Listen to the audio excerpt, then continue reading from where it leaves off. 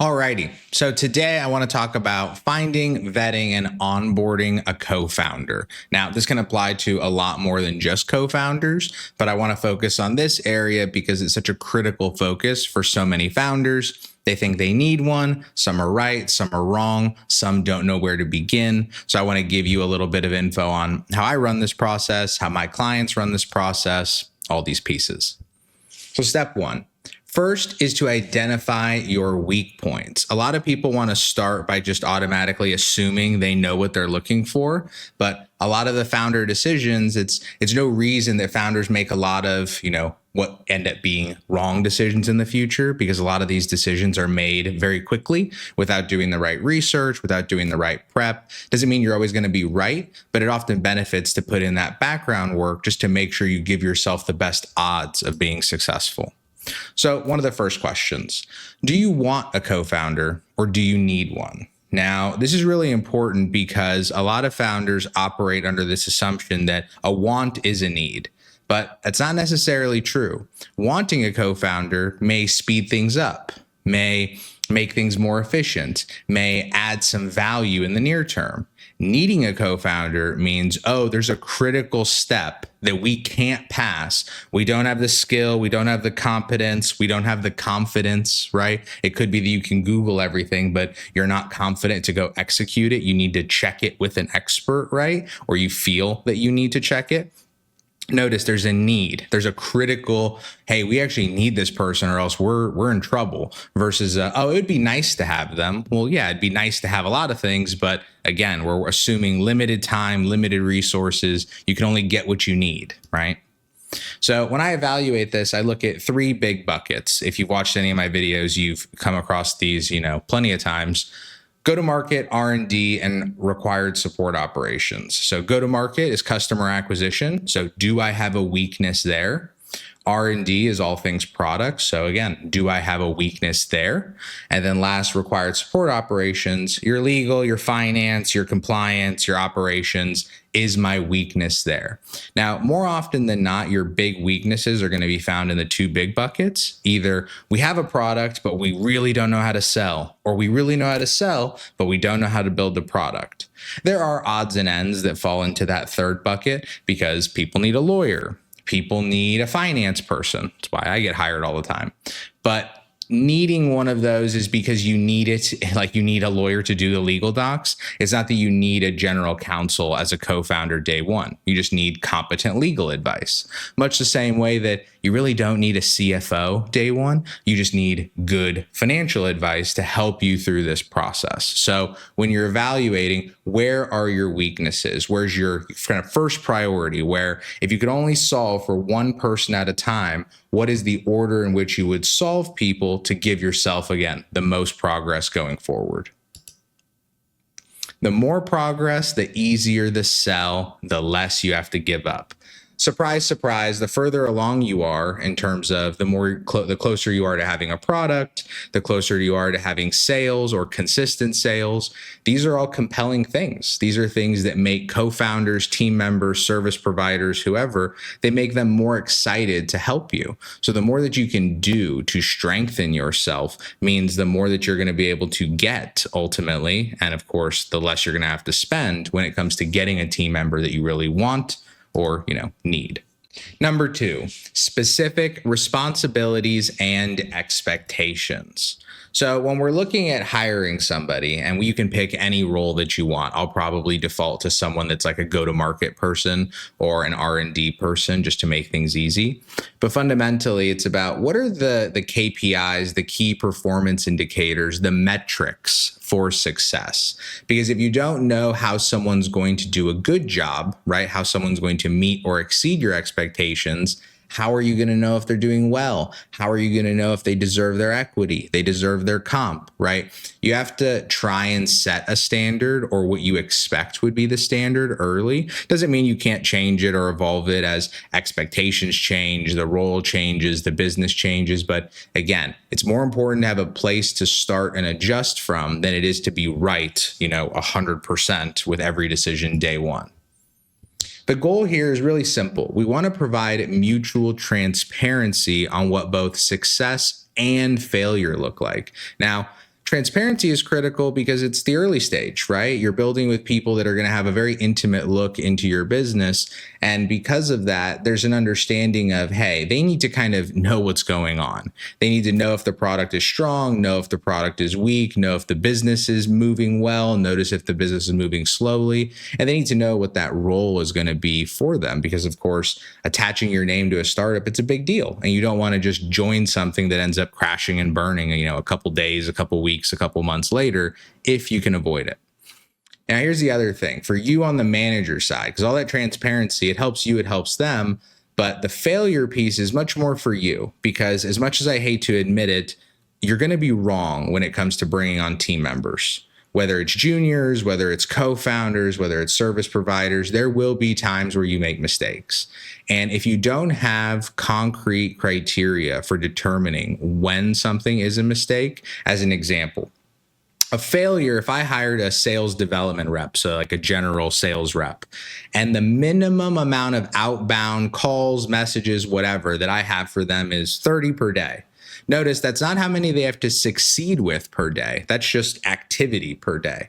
Notice how that's something that if they don't even do that, like if they can't do the thing that's an action, not a result, because whether they dial the phone or send 30 messages, that's fully in their control, right? So notice if they show up and 2 months in, they've missed their 30 calls per day, per week, per whatever, 2 months in a row or 2 weeks in a row. Notice now you have a criteria for going, hey, what's going on? And now, of course, if they're making all those 30 calls and not converting anybody, now you've got another question to ask. But notice you're putting a floor because you want people to succeed and break through the ceiling and generate $100 million gazillion dollars. Great. But if they don't, you don't want to just have this black hole of not knowing if someone's, fundamentally adding value or not adding value. You want to have some criteria. And it's not fun to do this, but notice if I'm paying a salesperson, right, and they can't at least make the 30 calls, who's more disrespectful? Them not doing the minimum standard of work that they agreed to, or me for holding them accountable to the minimum standard of work that they agreed to? Like, it only feels bad because you're the one to deliver the message. It doesn't feel bad because you're in the wrong. They're in the wrong. Now, if you set the standard, they should reach out to 1,000 people a day. There's certain parts where you have to set reasonable expectations. That's why, again, I try to aim low to make sure that it's fair, but there's a give and take like anything else with evolving businesses. Last thing on this is expectations on specifically whether it's them, internal, what they want to use, what you want to use, systems, processes, and communications.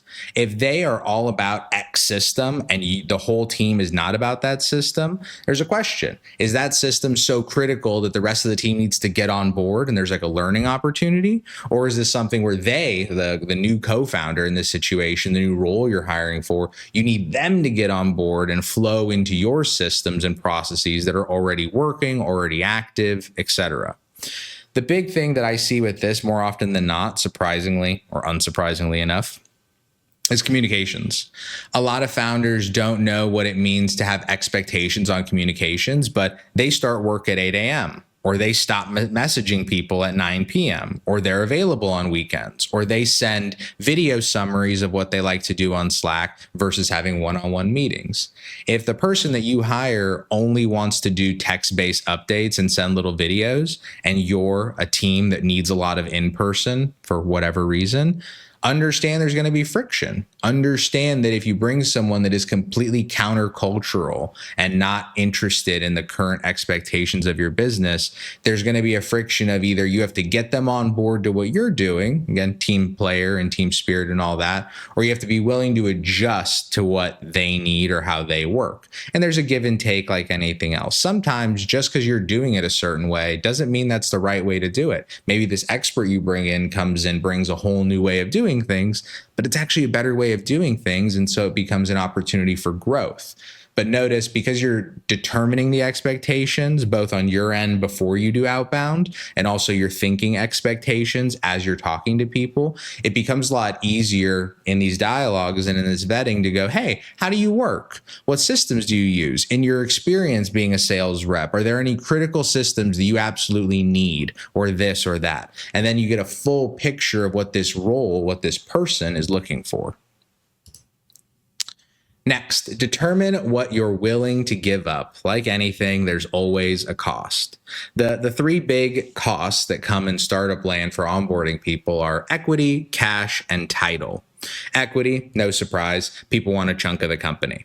The way that I like to think about it is, depending on your goal for your business, I use 100 million as a kind of a middle ground. Some founders want to make unicorns. Some founders would be happy owning 100% of a business that's worth 10, 20, 30 million. I use 100 million or 50 million if it makes it easier for you, to make life easy when it comes to what a real goal is, right? Because if we assume that you're going to try and make 10, 15, 20 million dollars a year in revenue, well, I'm going to assume that you're going to try and get a valuation that's 5 to 10 times your revenue, which would mean you're a 100 million or 50 million dollar business. Pretty good. That means that a $100 million business with 100% equity means each percent of equity is worth $1 million. And yes, there's risk, and yes, there's tax, and yes, there's this and that. But fundamentally, if you're joining a startup, you're joining, right, from an equity basis because you want to get that return. You want to get paid something or maybe nothing, but still get equity, have that thing grow to become worth $100 million. And hey, you own 6%, but taxes, blah, blah, blah, you still made $4 million. Like, notice that's a good offer. And if it took you 5 years to make 4 million, you're making, 750 grand a year or whatever. Pretty good. Pretty good. Again, is it being a unicorn, No. But is it still very good money? Yeah. So a lot of founders, they'll negotiate with other co-founders and they're like, hey, I want 12%, not 6%. What I hear is I want $12 million, not $6 million. And the reason that's important is because it helps you better match what you're expecting to get out of them.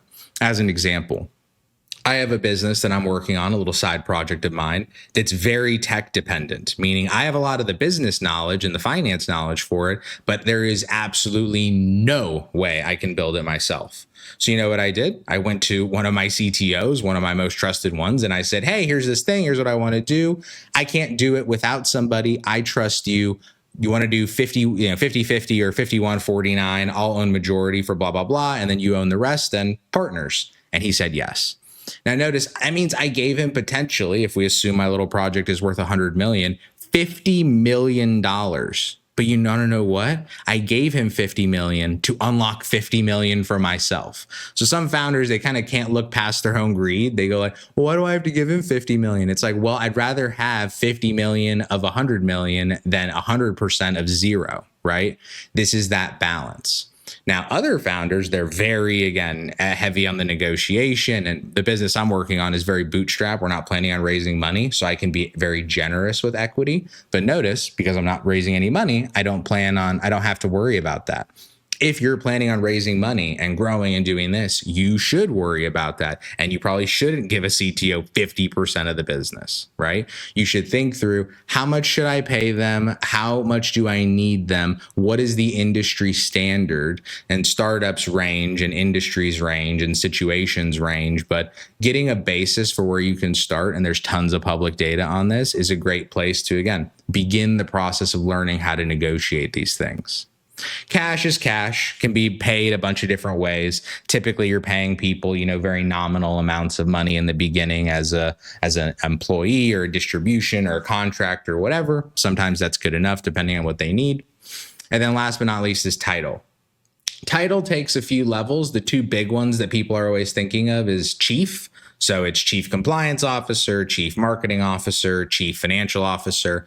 That's a title, right? And just because your company is small doesn't mean you just de facto, get that title. It's one of those, we're hiring marketing, therefore they're the CMO. It's like, no, we're hiring marketing, meaning are we hiring a CMO or are we hiring just a growth marketer? Are we hiring a social media person? Are we hiring in the sales bucket, a sales development rep or rep? Or are we hiring like a head of sales, like a chief sales officer type role, right? It's a different skill set. It's a different title. It's a different compensation, right? Probably. But notice the title of chief means something. And it's not to say that people can't evolve and grow and go from, director of marketing to chief marketing officer. But giving someone a title de facto isn't something I would just do. I would make sure it carries the corresponding weight that you're kind of giving to it. The other title that, of course, people think about that's very meaningful in all things startup is co-founder or founder, co-founder, etc. Now, the nice thing about the co-founder title is it's really up to the founder, meaning like if I own a business and I bring that like my tech guy in, congrats, you're co-founder because he's adding a bunch of value and, I decree it and away we go. There's no legal standing, right? The legal standing of co-founder doesn't really mean anything. It's all about how much equity the individual owns and how much control they have, how much authority in the legal agreements. But the title of co-founder, especially if a business is set to be worth a bunch, as you can imagine, what does your future look like if you're employee number one? What does your future look like if you're a contractor? What does your future look like if you're a co-founder? Notice these are very different levels of PR that you'd be getting depending on what you earn if you're this co-founder that's being hired. So when you're evaluating people, make sure you're being, again, it's not about being greedy. This is not greed. This is called not being overly generous through ignorance. It's like you don't know enough, so you end up giving too much, which actually ends up hurting you because now if you own 100% of your business, you give 30% to a developer that doesn't deserve it, you have 33% less to give to other people, right? It doesn't mean give that developer 3%, but if they've earned 10, don't give them 20. Right? Because you need the 20 at minimum for yourself because you're the one that's working this hard, but also for the rest of the team, for potentially investors, for employees, whatever it might be. The rule of thumb, surprise, surprise, the more necessary they are, the more expensive they're going to be. Now, part of this is the art of the sale and the art of negotiation, because you can certainly convince somebody that like internally you need them, but then you negotiate with them as if you kind of don't need them. But the cat's going to be out of the bag pretty quick, meaning if you're hiring a CMO and you have no marketing stuff really going on and you try and posture that you do, the second they have access to your Google Analytics and your CRM and everything else, they're going to see that you're full of it, right? So there's a certain balance you kind of have to walk. I mean, right, every founder is a salesperson, but you want to, keep the sales within reason. But it's very simple. If I'm hiring for sales, like if I have an amazing product, let's say the product's done, it's good, it's amazing, and I really need sales, I should spend a lot for it. It doesn't mean I should spend a ton of cash because it's sales. Maybe I give like a very high commission as an example. But notice I could try and be clever and positional and let me do an industry average of how much. It's like, yeah, or I could just make my salespeople, at least for the short term, the first 3 months, 6 months, 12 months, whatever, I can make them super excited. What if they got 30% of what they referred? What if they got this? What if they got that? It's like, oh, now we're cooking. Now we are incentivizing people properly. Same thing applies with a CTO and a CMO and everything in between. If you have tons of demand, but you have no product, that CTO is really excited because, hey, look at all this demand that if I build something or help them build something, we get to tap into. But on the other side, they go, hey, looks like you got a lot of demand. How much are you willing to pay me to unlock that demand? Right now, it becomes a give and take, a real negotiation. And again, you want someone that's clever enough to negotiate, but not someone that's rude enough to play like aggressive hardball with you, because where does that lead anybody? Where to source them? I tend to source both locally and online. And local means my immediate network. It means my local community, in person, etc. And online through everything from Reddit to forums to people in the community, in the industry, LinkedIn, etc. There's so many places to find people. And often you can go out there with the explicit intent of finding a co-founder. Other times you go out there trying to solve problems and a co-founder emerges.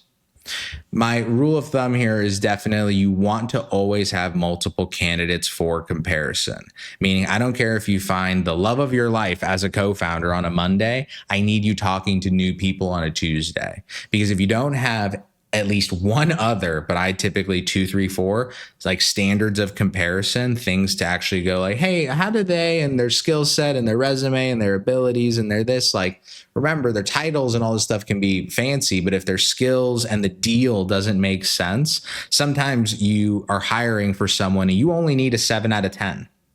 And the first person you talk to is a 9 out of 10 and they sound amazing, but their salary is like 300 grand and they want 10% equity and it's just not going to work. But the person who's a 7 out of 10, still good, not bad by any means, but not, let's call it king of the world or whatever. They want no salary and like 3%. It's like, oh, well, listen, would I of course want the CMO of blah, blah, blah? Sure. But instead, would I prefer someone that's hungry, excited, that gets the nature of the deal, that knows that, hey, we're a startup, we can't be paying you that much. Like, you have to be realistic to the place that we're at. And if they're not willing to meet you where you are, remember, you're a startup with limited resources. You can't get to them. They have to meet you. It's just the nature of the beast. Because if you had all the resources in the world, where you'd go for them or potentially even someone better, right? These are two groups you can always check out. Co-Founders Lab, very popular. I know founders that have had success on there. Y Combinator, of course, has their own co-founder matching thing. You should check those out at a minimum, because if you go, Aaron, I haven't found anybody, and then I ask, have you done these? And you go, no, then I just give you this look. And then we both go about our days, because you got to show me that you want it, right? You got to do these things, try these things. Even if the odds of success are low, that's the startup way, right? The startups, the odds of success are low, and we do it anyway. This is just one of those things. Here are some critical qualities that I look for. Now, an important distinction: board member versus executive versus manager versus senior junior versus junior junior. And the easy way, in reverse order, that I look at that is a junior is a new hire that's low on the totem pole. They need training, they need guidance, they need oversight. They may have some skills, but they need a lot of guidance, education, and work. They can't be trusted on their own, shall we say. Senior juniors, these are people that have basically been around the block. And yeah, this can be everything from a junior that's been there for 1 or 2 years to someone that just seems to have a bit more know-how. A senior junior probably isn't managing any team members, right? Let's call them a senior dev in this example, but they're competent in their space. A manager is very simple. It's someone that not only is good at their job, but can manage other people. Meaning, could I put juniors beneath you, whether they're interns, full-time, part-time, whatever? And how does that go? An executive is someone that can have basically not only the role at scale, but they can manage managers. They can be autonomous. And I'll mention a few more of those things. And a board member is the senior most position, right? Not every executive is a board member. Board members, again, they have this fiduciary responsibility to look after the business. And these are people that they may have long track records of being an executive, meaning you brought them from outside. It could be a few of the material members of the team. There's a range. But notice, I'm not just looking at someone as, oh, their title's CMO. It's like, like from like their past job. What are your skills, right? What are your qualities? Because I meet a lot of CMOs that are effectively senior juniors. They just know how to regurgitate what they've been told 100 times. They don't know how to act independently, create their own plans, create their own strategies, go out and execute, be right, be wrong, be better. It's a hard skill. Remember, you're trying to do something very difficult. You shouldn't be surprised that, not everybody can just do it. If you're hiring for an exec, which of course, this is what we're hiring for in this situation, the main qualities that I look for, and if I don't see these in an executive, they're very quickly not an executive in any of the businesses that I work with, just being clear. One is self-direction. If I have to tell every executive what they need to do, like if I have to do your executive thinking for you, I'm going to need that part of your comp, right? It's like, what are we doing? Like, I'm hiring you to do you. I need you to be able to do you, right? Next is problem solving. Startups are problems. Startups are not just this smooth path of, oh, this worked and then this worked and then this worked better. It's like, this didn't work. This was a problem. This was a risk. Hey, a little win. Hey, a slightly bigger win. Oh, more problems. Hey, the biggest win. Yay. If you're not comfortable solving problems and dealing with issues and everything's going to be an anxiety attack, doesn't work. Collaboration. If you are the lone wolf as an executive and you don't want to talk to people, rely on people, be candid with people, lean on your other executives at the early stage, problems, because there's going to be problems and there's going to be a time for teamwork. And the last piece is experience. And experience is delicate because if you're a founder and you've never founded before and never built a business, you're a first-time exec probably. So it's not necessary that every person in the business has a decade of executive experience. But what you don't want is to bring someone on as a CTO if they've never in their life been a CTO, right? They have no experience, no guidance. This is their first kind of level up. Or if they are going to get that title, then they have really high expectations and they're showing, even if they don't have the experience, do they come off like they have the experience? Do they seem polished and smart and educated and able to speak with other executives and clients and do the executive role? And notice there isn't an age on any of this. I have met 25-year-olds that are executives better than me, and I've met 45-year-olds that shouldn't be on the team. And that's just the nature of the beast. You want to look for skills and really important qualities that are critical to just executing on the day-to-day with your business. Conduct a process. This means that when you find someone that you're considering or that you're interested in, you want to have multiple meetings. This is not a one and done type thing. As bad as you want them, give it a few days, give it a few meetings, give it a few weeks. You want to learn about them. And these shouldn't all just be formal interviews. Go have a few drinks with them. Go have a random dinner with them. See how they are just in public. Because remember, if you bring them on the team and they're just hanging out in public, they're representing you. And if you notice, you go to one bar with them and after 2 old fashions, they're speaking way too loud to the bartender, not going to work, right? That's a bad look for your business. Ideally, you can speak to past coworkers, right? If they want to take a big chunk of the business and do a lot, like there's no reason you shouldn't be able to vet them. And ideally, best case scenario, you get to work on something with them. Now, this doesn't mean you're doing this whole like 20-page campaign or marketing write-up or analysis. Could be. But ultimately, what you want to do more than anything is validate not only your ability to work together, but their skill set. And I want to see how I collaborate with someone. I want to see how they speak to me. I want to see how often they speak to me. I want to see what their updates look like. I want to see what their skills look like. Like, give me proof that you know what you're doing. And sometimes the proof is just case studies, and they can be convincing enough when they walk you through it that you can see and recognize competence, right? Other times you really got to see it. And then, for example, if I was hiring a CMO, I'm not going to hire a CMO unless I've seen them do some marketing stuff, even if that means I have to pay for it. Okay, your hourly is $100. Great. Here's $500. Give me 5 hours of your time. Impress me. Right now, obviously, if you have to pay for someone's time, maybe this, maybe not. They should be excited to kind of pitch you in that way, right? Again, if your business is an idea, don't expect them to, jump over a mountain for you, but they should jump through a small hoop, right? I mean, they do want to work with you and get equity, so should be considered. The other part of it is during this conversation, I always try to look for the executive or the co-founder, whoever I'm hiring. What is their want for compensation and the future of the company? Compensation, pretty clear, like we talked about before. How much equity do they want now and in the future? How much cash? What role? Blah, blah, blah. But the other is the future of the company, meaning, do they want the company to sell? Do they want the company to sell as a unicorn, sell as 100 million? Do they want to raise capital? Are they not supportive of raising capital? Do they want you to raise equity capital? Do they not want you to raise equity capital? Sometimes people just need to be educated on the goals of the business. But fundamentally, if somebody's joining a startup, they're joining to build something. And there's really only 2 buckets. You're building a successful private business that seeks to reward the people that have stuck around through it, right? Or you're going to build a growth business that gets purchased either in part or whole, which then pays out all the people that have equity. Both work, both are fine. Again, build your business as you like.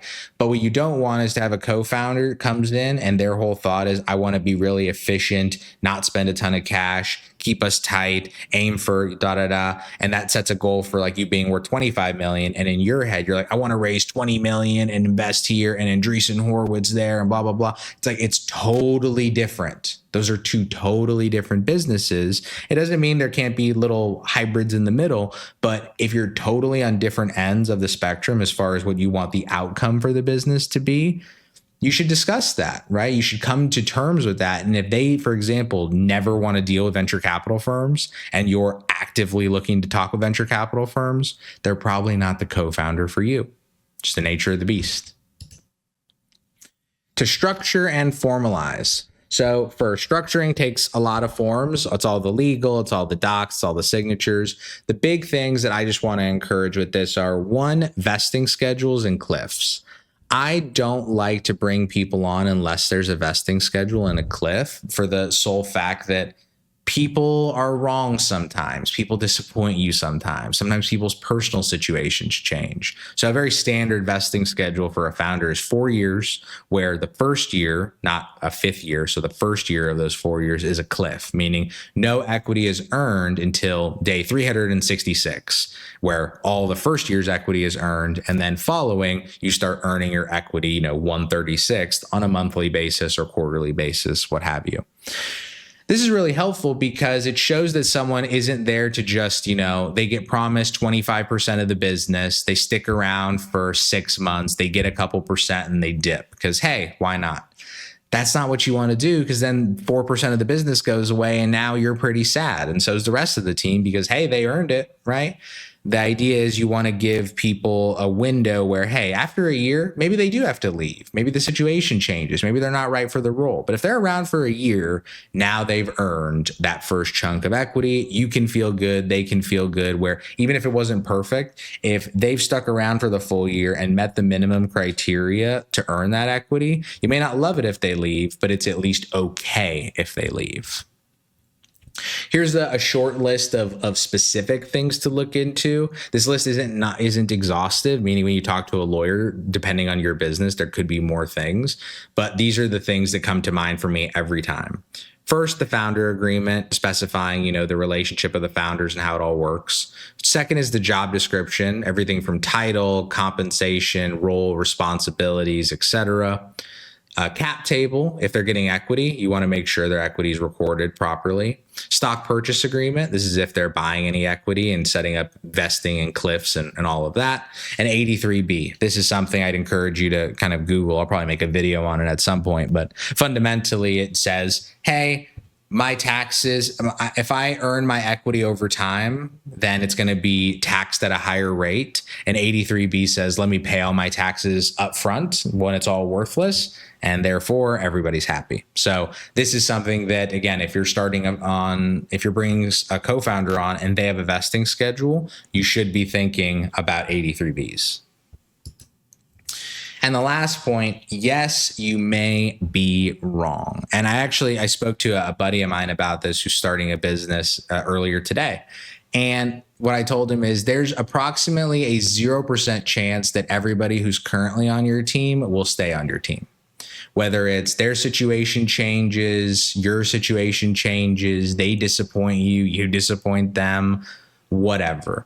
I think part of the founder journey is learning how to be okay with being wrong, not because your goal was to be wrong, but because you accept that being wrong and running into problems and issues is part of the journey. It's built in. It's a feature. It's not a bug, as it were.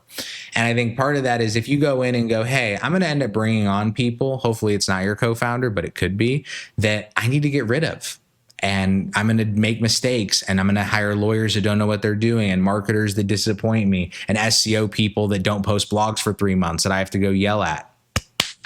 Sometimes you're going to be wrong. Sometimes you're going to need to drop the hammer, right? Sometimes you're going to need to fire someone.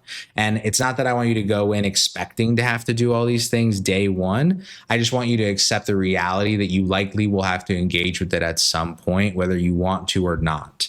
And part of the reason we set up those minimums when it comes to bringing on team members, co-founders and whatnot is because, you might hire someone that sounds and it just feels like the most amazing salesperson ever. And then they don't deliver anything. And guess what? You were wrong. And if you don't have something in that agreement that allows you to, put them on notice and get them to, step up or step back, as it were, then you put yourself in a really difficult situation that probably could have been avoided. So hopefully this little, overview of all things co-founder has been helpful, gets you thinking about this process, gets you thinking about how to go about it for your specific business. Feel free to reach out, ask any questions in the comments, and we'll see you in the next video.